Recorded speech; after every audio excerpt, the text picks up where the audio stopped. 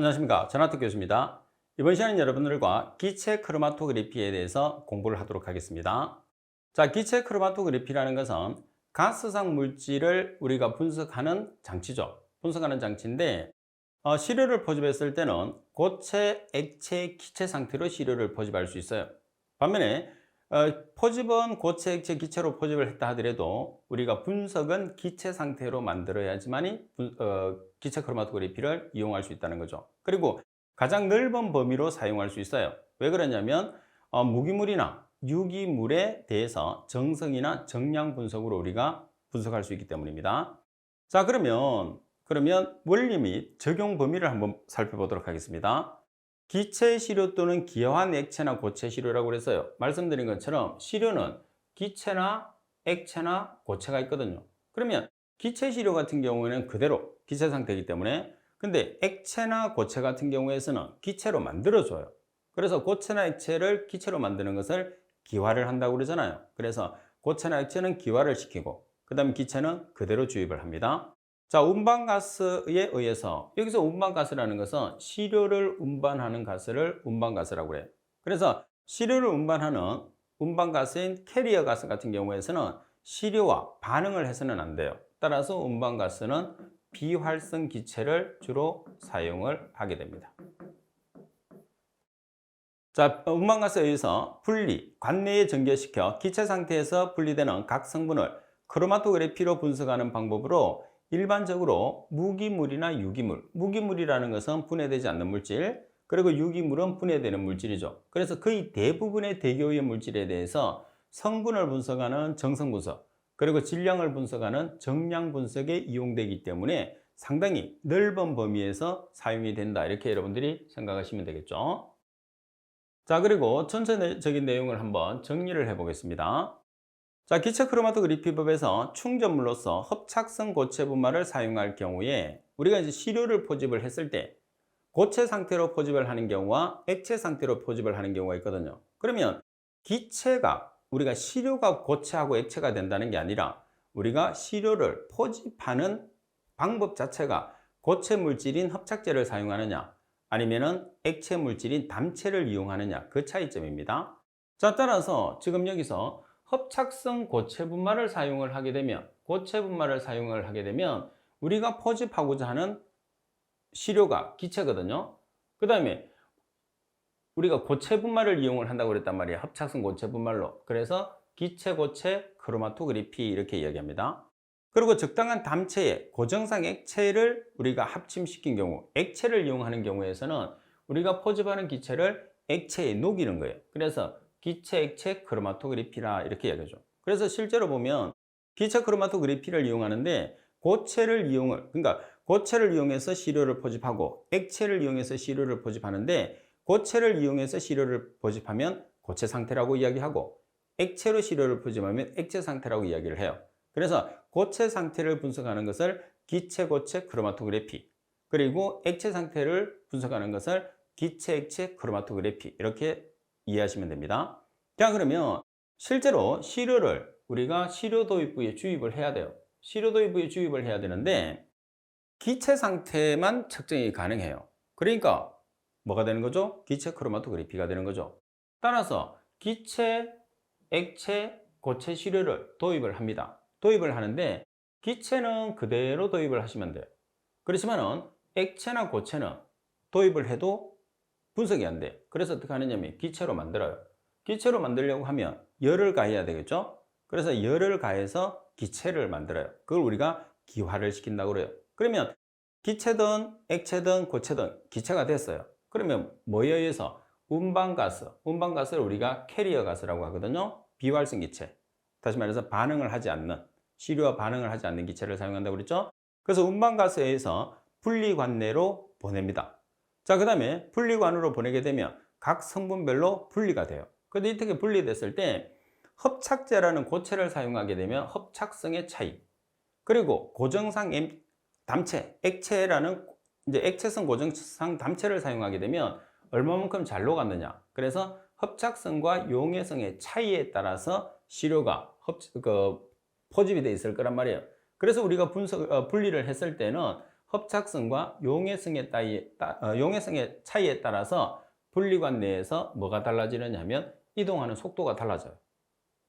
그죠? 따라서 이 차이에 의해서 검출기를 통과를 합니다. 검출기를 통과를 했을 때 그 검출기에 통과하게 되는 순서에 따라서 실제로 검출이 되는 거예요. 그리고 세 번째 보면 실제로 어떤 조건에서 시료를 분리관 내에 도입시킨 후에 그 중에 어떤 성분이 검출되어 기록지상에서 봉우리로 나타날 때까지의 시간, 여기서는 용어인데 봉우리로 나타날 때까지의 시간을 우리가 머무름 시간이라고 합니다. 자, 그리고 이 머무름 시간에 운반가스의 유량을 곱한 것을 머무름 부피라고 이야기합니다. 자, 그리고 나머지 조건은 여러분들이 참고를 해보시면 되는데 이 값은 어떤 특정한 실험 조건 하에서도 그 성분 물질마다 고유한 값을 나타내기 때문에 정성 분석을 할 수 있고, 정성 분석이라는 것은 성분 분석입니다. 기록지에 그려진 곡선의 넓이 또는 봉우리의 높이는 시료 성분량과 일정한 관계가 있기 때문에 정량 분석을 할 수가 있다는 거예요. 그래서 지금 여기 보시면 곡선의 넓이와 봉우리의 높이는 정량 분석을 우리가 사용할 때 사용하는 거고, 자, 그 다음에 정성 분석이라는 것은 이제 머무른 부피를 이용을 해서 정성 분석을 나타낼 수가 있다는 거죠. 그래서 우리가 유기물과 무기물의 정성이나 정량 분석을 할 수 있는 게 뭐라고 그랬어요? 기체 크로마토그래피라고 했어요. 자, 그러면 장치를 여러분들이 한번 보시면 이해를 조금 쉽게 할 수 있어요. 자, 이 장치가 있습니다. 그러면 운반가스를 통해서, 여기 보시면 운반가스가 있죠. 운반가스를 통해서 시료를 운반을 해옵니다. 그러면 시료 도입부가 있어요. 그럼 이렇게 시료에 들어갔을 때 시료 도입부에서는 기체 상태가 돼야 되거든요. 그래서 기체 상태의 시료는 그대로 들어가고, 고체하고 액체 같은 경우에서는 기체가 아니기 때문에 오븐을 통해서 가열을 시켜요. 가열을 시켜서 기체로 만듭니다. 기체로 만들어서 분리관을 통해서 분리가 되고, 검출기를 통해서 우리가 각각의 검출기가 있거든요. 오염 물질마다. 그래서 검출기 등을 통해서 검출이 되는데, 그 검출이 되는 것을 이렇게 모는 종이에 그려져 나와요. 그래서 위에 뾰족하게 생긴 걸 우리가 뭐라고 그러냐면 봉우리 또는 피크라고 그래요. 그래서 이 값을 이용해서 우리가 데이터를 작성하는 것을 기체 크로마토그래피 이렇게 얘기합니다. 자, 그러면 장치의 구성 요소를 하나씩 살펴보도록 하겠습니다. 자, 먼저 가스 유로계에서 먼저 운반가스 유로라는 게 있어요.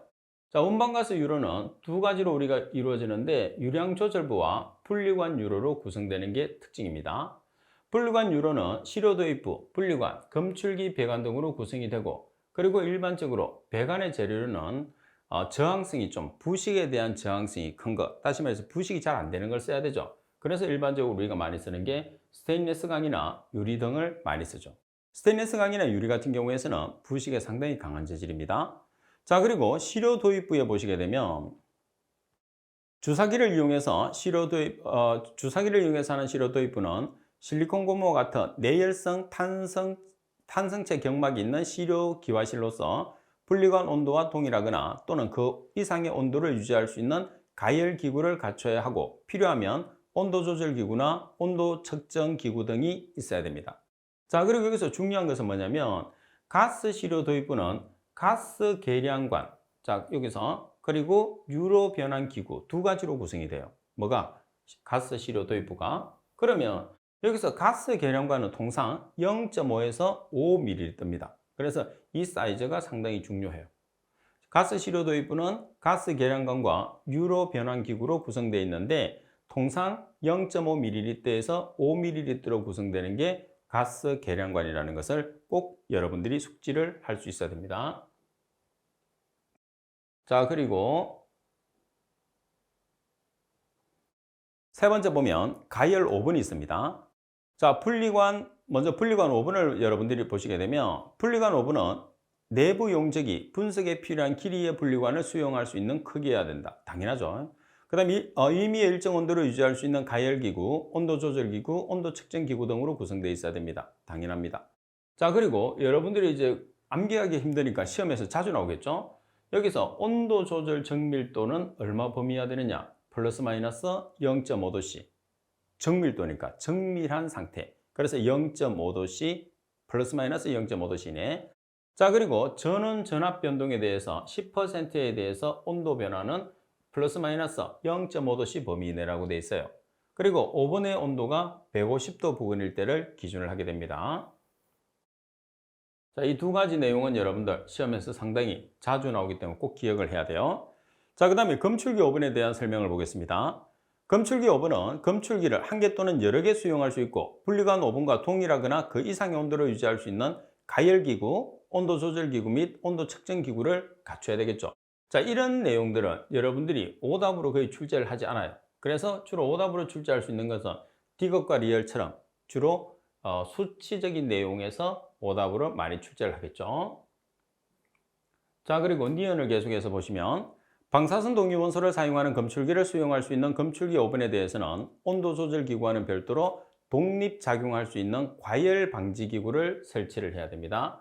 과열 방지 기구 설치. 자, 그리고 가스를 연소시키는 검출기를 수용하는 검출기 오븐은 그 가스가 오븐 내에 오래 체류하지 않는 구조죠. 그래서 오래 체류를 하게 되면 폭발의 위험성을 가지고 있기 때문에 오래 체류하면 안 되는 구조. 바로바로 가스를 배출하는 구조를 가지고 있어야 된다는 겁니다. 잘 기억을 할 수 있도록 하십시오. 자, 문제를 보겠습니다. 문제 13번에 보시게 되면 기체 크로마토그래피의 각 장치에 관한 설명으로 옳지 않은 것은 가번의 가스 시료 도입부는 가스 계량관 통상 0.5 마이크로리터에서 5 마이크로리터 및 가스 성분 분석부와 유로 변환 기구로 구성된다고 그랬어요.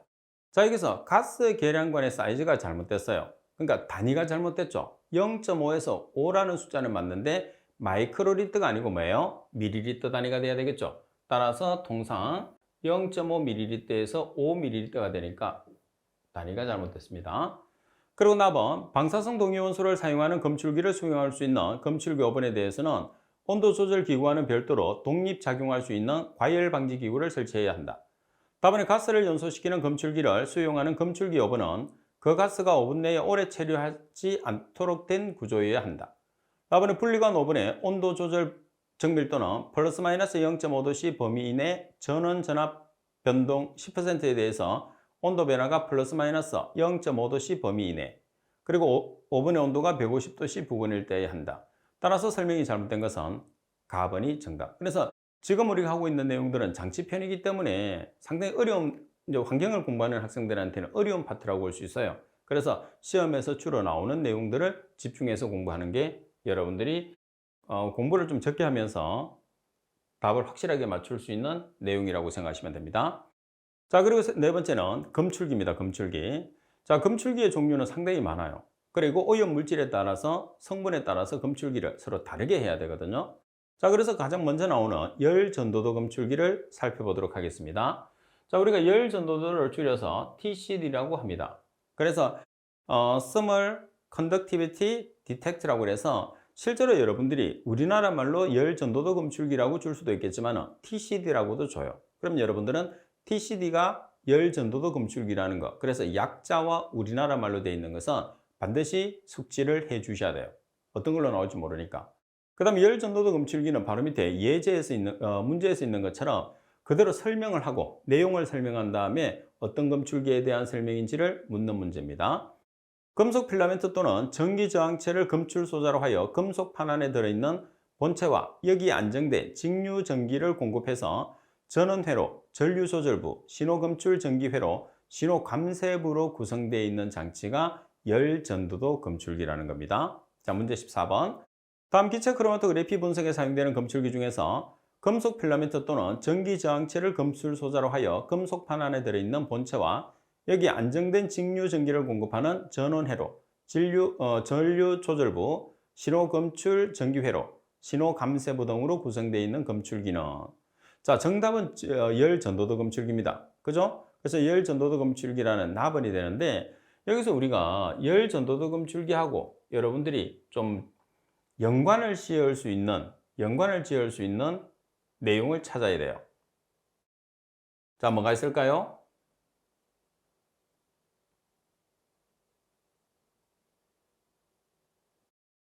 자, 여기서는 가장 중요한 게 핵심이니까 열전도도 검출기의 핵심은 요거거든요.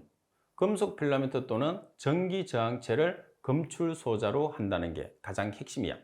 그래서 금속 필라멘트 또는 전기 저항체가 들어가게 되면 열 전도도 검출기, 이렇게 여러분들이 기억을 할 수 있도록 하십시오. 자, 그리고 두 번째 보시면 불꽃 이온화 검출기입니다. 자, 불꽃 이온화 검출기라는 것은 우리가 약자로 FID라고 해요. 불꽃 이온화 검출기. 자, 내용에 보시면 수소 연소 노즐, 이온 수직기와 전극 및 배기구로 구성되는 본체와 이 전극 사이에 직류 전압을 주어서 흐르는 이온 전류를 측정하기 위한 직류 전압 변환회로 감도 조절부, 신호 감쇄부 등으로 구성되어 있는 게 불꽃 이온화 검출기가 되나요? 불꽃 이온화 검출기에 대한 설명이 됩니다. 자, 그래서 불꽃 이온화 검출기는 여러분 FID라는 것을 꼭 기억을 해 주셔야 돼요. 자, 그리고 세 번째 보시게 되면 전자포역 검출기입니다. ECD죠, ECD. 자, 그리고 여러분들 대기에서는 가장 많이 사용하는 게 1번에 나와 있는 열전도도 검출기, 그리고 2번에 나와 있는 불꽃 이온화 검출기, 두 가지를 주로 가장 많이 사용합니다. 자, 그리고 수질이나 폐기물에서 가장 많이 사용하는 장치가 바로 전자포역형 검출기예요. 전체적으로 다 같이 사용하지만은, 자, 전자포역 검출기라는 것은 우리가 ECD라고 표기를 합니다. 방사성 물질인 Ni63 혹은 삼중수소를 이용을 하는데, 자, 여기서 Ni63 혹은 삼중수소로부터 뭐가 방출되느냐 하면 베타선이 방출돼요. 그래서 베타선이 운반기체로 전리되어서 이로 인해서 전자포역 검출기 세례, 전자구름이 생성되어 일정 전류가 흐르게 됩니다. 자, 그리고 전자포역 검출기 세례, 전자친화력이 큰 화합물이 들어오면 세례에 있던 전자가 포획되어서 이로 인해서 전류가 감소하는 것을 이용해서 우리가 검출하는 방법이에요. 따라서 지금 여기서 가장 핵심은 뭐냐면 베타선은 여러분들 갈로를 넣어서 베타선을 찾는 문제가 자주 나올 수 있습니다. 자, 그리고 전자포역 검출기에서 또 하나 기억을 해야 되는 것은 뭐냐면 어떤 화합물을 검출을 하느냐. 따라서 세 개의 화합물인데 유기활로겐 화합물, 그리고 나이트로 화합물, 그리고 유기금속 화합물, 이 세 가지를 검출한다는 것. 그래서 전자포역 검출기는 베타선, 그리고 유기할로겐 화합물, 그리고 나이트로 화합물, 유기금속 화합물을 검출한다는 것. 두 가지 꼭 기억하십시오. 자, 그리고 질소인 검출기부터는 특별하게 시험에서 출제를 거의 하지 않습니다. 그래서 참고적으로 여러분들이 봐주시면 돼요. 그래서 공부하다가 필요하면 한 번씩 내용을 보시는 걸로 하고 내용 설명은 생략하겠습니다. 자, 문제 15번. 다음 중에서 기체 크로마토그래피 분석에 사용되는 검출기와 관계가 없는 것을 찾으시오 그랬어요. 그래서 가번의 TCD, 나번의 XCD, 다번의 ECD, 라번의 FPD. 실제로 검출기로서 사용하지 않는 것은 나번의 XCD라는 것은 환경에서는 없습니다. 자, 그리고 네 번째, 운반가스의 종류에 대해서 살펴보도록 하겠습니다. 자, 앞에서 설명드린 것처럼 캐리어 가스라는 운반가스 같은 경우에서는 시료를 운반하는 가스예요. 따라서 시료를 운반하다 보니까 우리가 시료하고 반응을 해서는 될까요, 안 될까요? 그렇죠. 시료하고 반응을 해서는 안 됩니다. 그래서 조건 자체가 첫 번째 나와 있는 불활성 또는 불활성을 비활성이라고 하죠. 불활성이나 비활성이 되는 게 가장 중요합니다. 그리고 사용하는 검출기의 작동에 적합해야 됩니다. 자, 그리고 열전도형 검출기와 불꽃 이온화 검출기 두 가지를 우리가 대기에서 제일 많이 쓴다고 그랬잖아요. 그래서 열전도도 검출기가 되는 TCD와 불꽃 이온화 검출기가 되는 FID에서 사용하는 운반기체가 뭐가 있느냐 하면 순도가 99.8% 이상의 질소와 헬륨, 수소와 헬륨, 그리고 질소와 헬륨을 사용해요. 실제로 보면 운반기체로 우리가 사용할 수 있는 것은 세 개거든요. 질소, 수소, 헬륨, 이 세 가지를 써요. 근데 헬륨은 공통적으로 씁니다. 아무데나 다 쓸 수 있어요. 근데 여러분들이 구별했을 때는 열전도형 검출기에서는 수소를 쓰고, 그리고 불꽃 이온화 검출기에서는 질소를 사용한다는 것을 꼭 정리를 해 두셔야 돼요. 안 그러면 우리가 답을 맞추기가 상당히 어렵습니다. 답 맞출 수가 없는 거죠. 그래서 운반기체에서 중요한 것은 비활성 또는 불활성이라는 거, 그리고 TCD에서는 수소나 헬륨, 그리고 FID에서는 질소나 헬륨.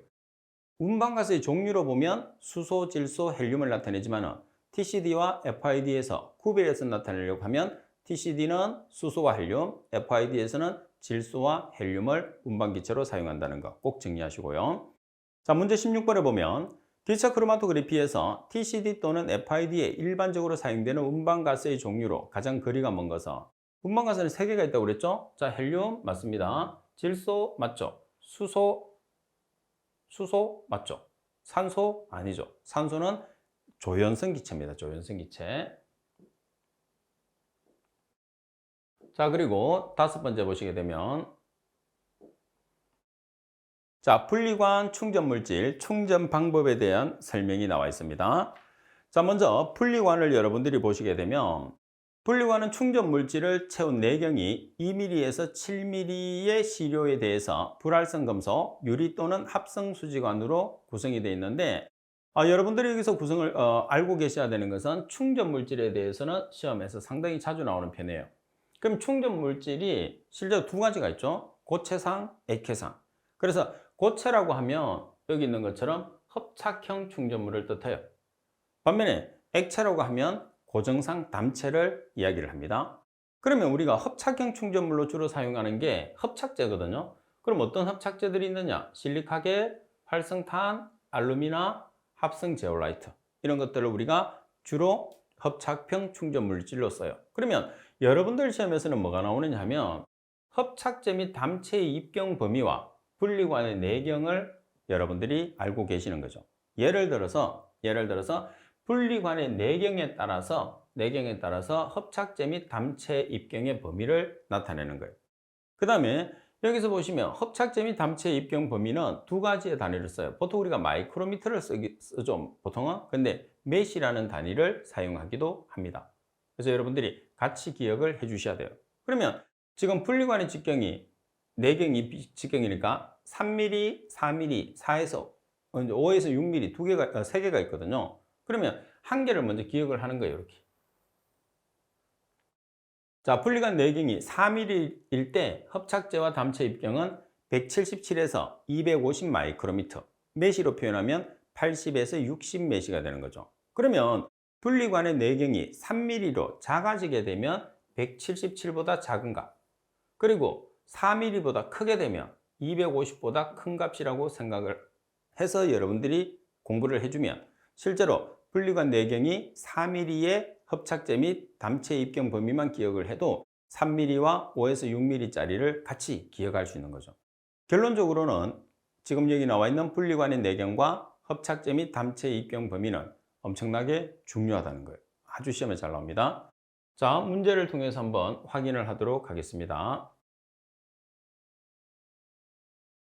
문제 17번에 보시면 기체 크로마토그래피에서 분리관 내경이 3mm인 경우에 사용하는 hợp착제 및 담체 입경 범위로 옳은 것은 기체 고체 크로마토그래피 hợp착성 고체 분말을 기준한다고 그랬어요. 그럼 지금 내경이 얼마로 되어 있어요? 내경이 3mm라고 되어 있어요. 그럼 내경이 3mm인데 우리가 기억하는 것은 4mm일 때 177에서 250을 기억을 했단 말이에요. 그러면 177보다 작은 값이죠. 그래서 최대치 끝나는 값이 177을 찾으면 돼요. 그럼 끝나는 값이 177이니까 정답은 149에서 177이 정답이 되는 거죠. 반면에 5에서 6mm짜리 분리관의 내경이 나오면 250보다 큰 값이니까 250부터 시작하는 값을 찾으면 정답이 되는 거죠. 그죠? 자, 그리고 분배형 충전 물질에 대해서 보겠습니다. 자, 분배형 충전 물질은 액체를 이야기를 해요. 그래서 우리가 포집하고자 하는 시료가 기체고, 그리고 분배형 충전 물질이 액체입니다. 따라서 기체, 액체, 크로마토그래피라고 그러죠. 자, 기체, 액체, 크로마토그래피에서는 위에 표시한 입경 범위에서의 적당한 담체, 고정상 액체를 함침시킨 것을 충전물로 하는데, 자, 그러면 담체를 어떤 담체를 쓰느냐? 담체를 보시면 실험이 고정상 액체에 대해서 불활성인 것, 반응을 해서는 안 됩니다. 따라서 담체는 주로 규조토, 내화벽돌, 유리, 석영, 합성수지 등을 사용을 하게 됩니다. 이 정도는 여러분들이 기억을 좀 해주시고, 자, 그리고 시험에서 또 자주 나오는 내용이 뭐냐면 내화벽돌의 정의가 시험에서 상당히 잘 나와요. 그럼 먼저 내화벽돌의 주 성분을 알아야 돼요. 내화벽돌의 주 성분은 뭐냐면 규소토입니다. 규소토. 그래서 시험상에서는 보시면 일반적인 내화점토를 사용하는 것이 아닙니다. 내화벽돌이라고 해서 내화점토가 아니에요. 착각하기 쉽죠? 내화벽돌이니까 내화점토를 쓸 거야? 아니죠. 그래서 내화점토를 사용하는 것이 아니고 규소토를 주 성분으로 하고, 그 다음에 내화온도, 불에 얼마나 강한 온도냐면 1100도씨 정도에 견딜 수 있는 단열 벽돌을 내화벽돌이라고 해요. 그래서 내화벽돌의 정리를 해보면 주성분은 규소토고 우리가 견디는 온도는 1100도씨, 이 두 가지만 기억을 해주시면 쉽게 문제의 답을 맞출 수가 있습니다. 자, 18번 문제를 보겠습니다. 기체 액체 크로마토그래피에서 분배형 충전 물질로 사용되는 내화벽돌에 대한 내용으로 알맞은 것은, 자, 일단은 주 성분이 뭐예요? 주 성분? 주 성분은 규소토라고 그랬어요. 자, 규소토를 주 성분으로 해요. 그 다음에 내화 온도는 1100도씨. 정답은 바로 나번이 나오네. 그래서 앞에 보면 내화점토를 사용하는 것이 아닙니다. 규소토가 주 성분이라는 거예요. 자, 그리고 고정상 액체의 구비 조건도 시험에서 잘 나옵니다. 자, 분석 대상 성분을 완전히 분리할 수 있어야 됩니다. 자, 완전히 분리할 수 있어야지 시료 회수가 많아지죠. 그리고 사용 온도에서 전기압이 높고 기체가 되는 압력입니다. 그래서 빨리 기체가 되는 게 중요하죠. 그래야지 빨리 시료가 분리가 되니까, 따라서 전기압이 낮아야 됩니다. 그리고 점성이 작은 것. 점성은 무조건 작아야 돼요. 그래서 점성이라는 것은 끈적끈적한 성질입니다. 전기압이 낮고 점성이 작은 것. 그리고 화학적으로 안정돼야 됩니다. 화학적으로 안정된다는 소리는 반응성을 가지지 않는다는 소리예요. 불안정하면 다른 물질과 반응을 해요. 그 다른 물질이 뭐예요? 시료예요. 시료하고 반응하면 시료가 바뀌는 거죠. 그리고 화학적 성분이 일정해야 됩니다. 따라서 이 네 가지 조건에 의해서 시험에서 출제하는 게 문제 19번이죠. 특히 B번이 오답으로 주로 많이 나온다고 생각하시면 됩니다. 자, 문제 19번에 보시면 다음 중에서 기체 액체 크로마토그래피에 사용되는 충전물 담체에 함침시키는 고정상 액체가 갖추어야 할 조건과 거리가 먼 것은, 가번은 사용 온도에서 점성이 작은 것이어야 한다. 맞습니다. 분석 대상 성분을 완전히 분리할 수 있어야 한다. 맞죠? 화학적 성분이 일정하여야 한다. 맞습니다. 사용 온도에서 전기압이 낮아야 됩니다. 전기압이 높으면 빨리 분리가 안 돼요. 그래서 빨리 분리를 시켜야지 우리가 분석을 쉽게 할 수 있는 거죠. 따라서 전기압이 낮고 점성이 작은 것. 따라서 B번, 특히 여러분들이 잘 기억을 하고 계셔야 되는 부분이 되겠죠.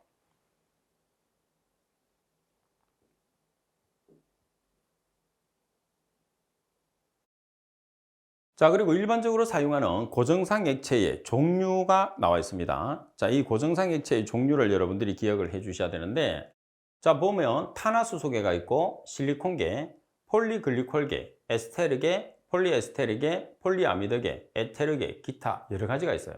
그래서 이 내용 자체에 물질에 해당하는 다 외울 수 있으면 좋은데 그렇게 하지를 못합니다. 그래서 별표체가 있는 탄화수소계, 실리콘계, 기타 이 정도는 구별을 해야 됩니다. 자, 먼저 탄화수소계를 보시게 되면 헥사데칸, 스쿠아란, 고진공 그리스가 있습니다. 그리고 실리콘계를 보시게 되면 메틸실리콘, 페닐실리콘, 사이아노실리콘, 그리고 플로린화 규소. 그래서 실리콘이 다 들어가는데 요거 한 개만 실리콘이라는 말이 없어요. 그래서 다음 중에서 실리콘계에 해당하는 것을 찾으시오. 아니면 탄화수소계에 해당하지 않는 것을 찾으시오. 이렇게 여러 가지가 나올 수 있습니다. 따라서 플로린화 규소는 실리콘계에 해당한다는 거. 다른 거는 다 실리콘이 들어가 있는데 플로린화 규소만 실리콘이라는 말이 없어요.